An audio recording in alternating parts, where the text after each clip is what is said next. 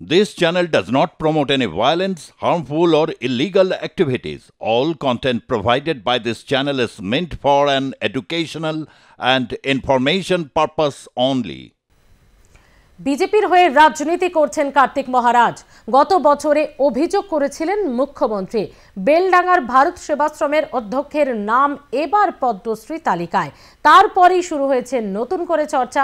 রাজনীতিতে আসার ইঙ্গিত শোনালেন মহারাজ। সন্ন্যাসীদের রাজনীতিতে আসার সময় এসেছে, মন্তব্য কার্তিক মহারাজের। মুর্শিদাবাদে যে দাঙ্গাটা করিয়েছিলেন তার হোতা ছিলেন উনি, তার নাম কার্তিক মহারাজ। পদ্ম তালিকায় এবার একাধিক বাঙালি, যার মধ্যে বিশেষ নজর কেড়েছে এক নাম, যে নাম হলো ভারত সেবাশ্রম সংঘের সন্ন্যাসী প্রদীপ্তানন্দ মহারাজ ওরফে কার্তিক মহারাজ। পদ্মশ্রী তালিকায় কোনো সন্ন্যাসীর নাম রয়েছে শুনে খুশি কার্তিক মহারাজ। গতকাল 10:30 11টার সময় এসেছিল, আমাকে সিলেক্ট করা হয়েছে, আমার বায়োডাটা চেয়েছে। আমার সন্ন্যাসীর বায়োডাটা কি, আমার নাম এই, আমি ভারত সেবাশ্রম সংঘের সেবক, আমার দায়িত্ব বাড়িয়ে দেওয়া হয়েছে।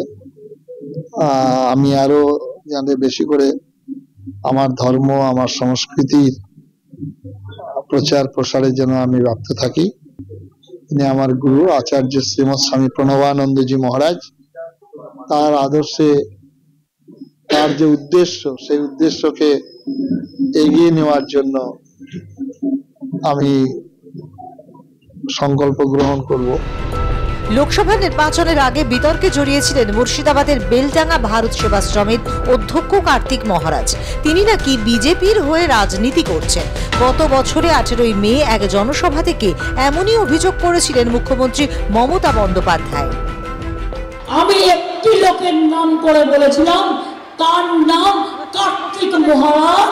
তিনি আমাদের এজেন্ট বসতে দেয়নি। তৃণমূল কংগ্রেসের ভোটের দুদিন আগে মুর্শিদাবাদে যে দাঙ্গাটা করিয়েছিলেন তার হোতা ছিলেন উনি, আমি সেই জন্য বলেছিলাম। লোকসভা ভোটের আগে বিতর্কে জড়ানো কার্তিক মহারাজের নাম এবার পদ্ম সম্মানের তালিকায়।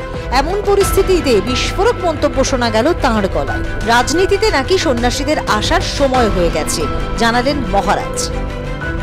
আজকে রাজনীতিতে না আসার ইচ্ছা থাকলেও যখন আমাদের পশ্চিমবঙ্গের একজন রাজনীতির নেতা এবং মন্ত্রী, যারা সংবিধান থেকে শপথ গ্রহণ করেছেন, তারা যখন এই কথা বলতে পারেন, আজকে প্রকাশ্য দাঁড়িয়ে যে অন্য ধর্মের দুর্ভাগা দাওয়াতি দিতে পারেন, একদল বলেন 70% 30% কেটে ফেলতে পারেন, আরেকজন বলছেন যে সংখ্যা বাড়াও, ফায়দা করো, ফায়দা লুটো, সেই অবস্থায় আমাদের সাধু সন্ন্যাসীদেরও আজকে এটা চিন্তা ভাবনা করার সময় এসেছে। লোকসভা ভোটের আগে শুধুই যে কার্তিক মহারাজের বিরুদ্ধে অভিযোগ উঠেছিল তা নয়, ঘটনার জল গড়িয়েছিল আদালত পর্যন্ত। বছর ঘুরলেও উঠে এলো সেই পুরনো প্রসঙ্গ। সামনের বছরই বিধানসভা ভোট, তার আগে পদ্ম তালিকা নিয়ে জ্বলে উঠল রাজনীতির আগুন। মুর্শিদাবাদ থেকে শঙ্কর গোস্বামীর রিপোর্ট, আর প্লাস নিউজ।